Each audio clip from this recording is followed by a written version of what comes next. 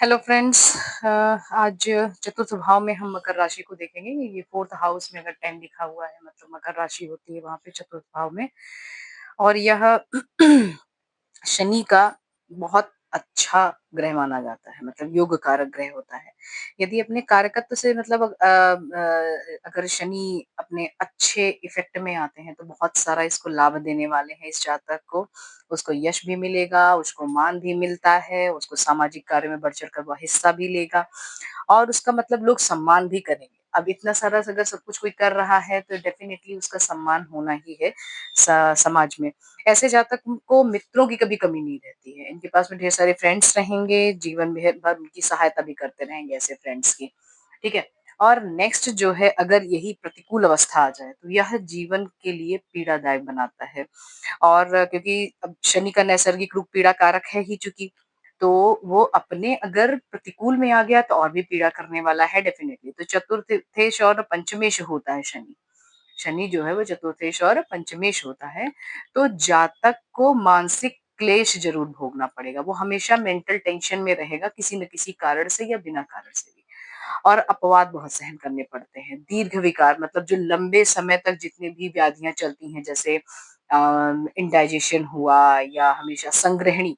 संग्रहणी मतलब कि this is a kind of IBS या आईबीडी कह सकते हैं इसको। ठीक है। इन इरिटेबल बाउल सिंड्रोम या इरिटेबल बाउल डिजीज, इस टाइप का गैस बहुत ज्यादा बनती रहती है इन लोगों में क्योंकि वायु है। ठीक है। ऐसे जातक का दाम्पत्य जीवन भी प्रायः सामान्य ही रहता है। It is not going to be very good और वेरी बैड, मीडियम वाले ही रहेंगे। ठीक है। अब आते हैं कुंभ। यदि चतुर्थ भाव में 11 नंबर लिखा है मतलब कुंभ राशि हो गई चतुर्थ भाव में। उस कंडीशन पे शनि जो है, शनि सुख और सहज स्थान का अधिपति बनता है उस स्थान पे। ठीक है। इस स्थिति में यदि इसकी स्थिति अगर अनुकूल है तो जातक धन, वाहन, भूमि, सुख सब कुछ पाएगा और अपने भुजबल मतलब अपने ही अपने कर्तव्यों से, अपने कर्मों के द्वारा वह समाज में प्रतिष्ठा पाएगा और अपने प्रतिकूल जो परिस्थितियां हैं वो भी वो अच्छा कर पाएगा। जन कार्य में उसकी बहुत विशेष रुचि रहेगी और जो है मित्र भी बहुत ज्यादा सहायता करते हैं, मित्र भी बहुत ढेर सारा वो बनाता है।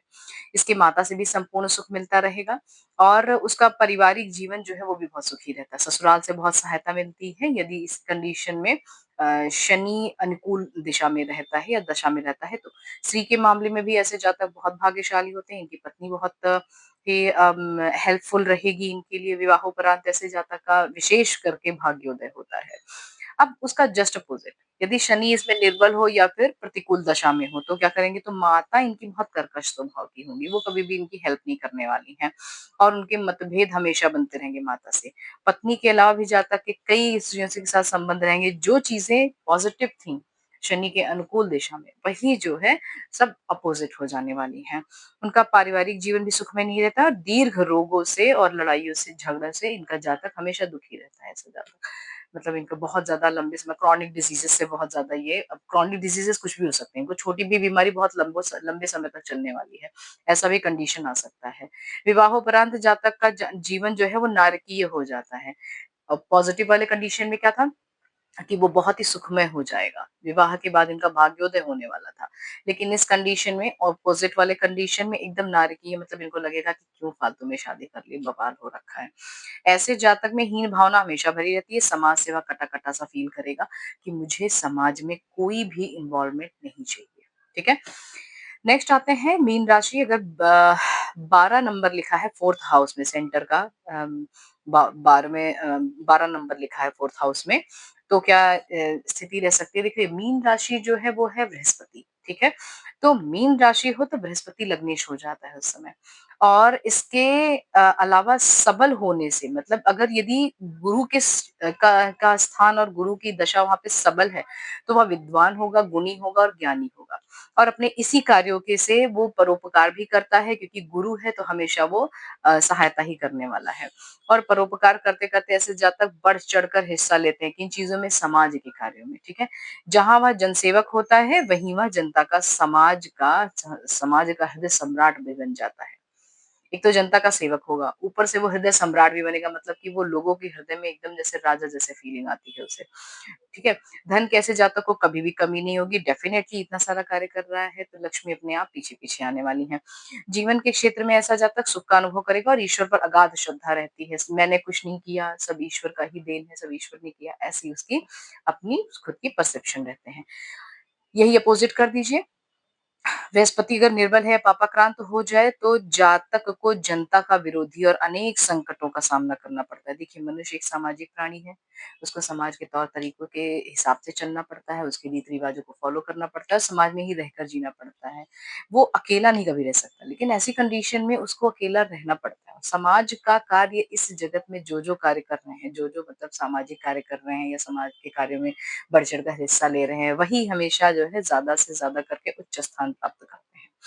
धार्मिक भावना उनमें कभी भी नहीं रहेगी यदि बृहस्पति प्रतिकूल दशा में हो गया है तो। या व्यर्थ का दंभ प्रदर्शित करता है कि मैं ये हूँ, मैं वो हूँ, मैं ये कर दूँगा, वो कर दूँगा। स्व का कृत्यों से अपने शत्रु उत्पन्न करता है। ऐसा कुछ कार्य करने जाएँगे कि मैं बहुत अच्छा कर रहा हूँ और उसके बाद उनके शत्रु उत्पन्न हो जाते हैं क्योंकि वो बिना सोचे-समझे बृहस्पति नहीं है, तो ज्ञान नहीं है, बुद्धि नहीं है, क्या कर लेंगे? ऐसे जातक का पारिवारिक जीवन भी सुखी नहीं रहता है और आर्थिक अभाव भी बना रहता है। जस्ट अपोज़िट देखिए 2 कंडीशन हो सकती है सभी कंडीशंस में मतलब जातक के आप अगर कुंडली देख रहे हैं तो उसमें 2 कंडीशन हमेशा बननी है। क्या-क्या कंडीशन या तो वो पॉज़िटिव या तो नेगेटिव और दोनों का इफ़ेक्ट जस्ट अपोज़िट होता है। ठीक है? वही ग्रह जो बहुत अच्छा कर रहे थे, वही ग्रह आगे चल के खराब भी कर सकते हैं यदि वो प्रतिकूल दशा में है। ठीक है? इसीलिए जब भी कुंडली देखना है अपने अकॉर्डिंग उसको यदि पॉजिटिव है तो पॉजिटिव वाले का परसेप्शन से देखना, नेगेटिव वाले भी देख के रखना है ताकि उसके कुछ तो निवारण हो सके, ठीक है? यहाँ पे 4th हाउस के जो जितनी भी राशियों का इफ़ेक्ट था वो हमने बता दिया हुआ है विद डिजीज़ेज़, ठीक है?